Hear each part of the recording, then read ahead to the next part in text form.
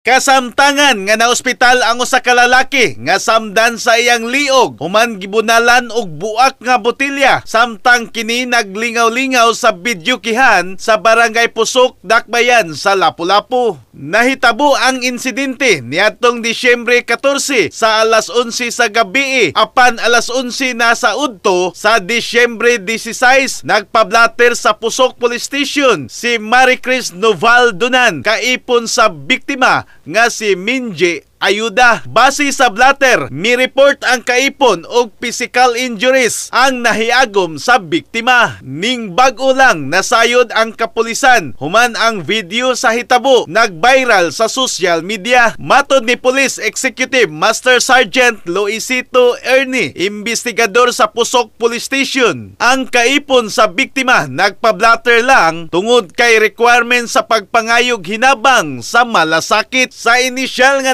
nga kasayuran sa kapulisan samtang anaa sa sulod sa videokihan ang biktima kalit lang gibunalan sa buak nga botilya ang liog ug daling misibat ang duha ka responsable. Mitugan sa Brigada Cebu ang tag-iya sa videokihan nga dali nila nga gidala sa tambalanan ang biktima. Ang biktima nakatug-an sa tag-iya sa videokihan nga ang responsable kauban sa iyang amigo apan wala siya makaila. Muhimo pa og dugang investigasyon sa hitabo ang kapulisan.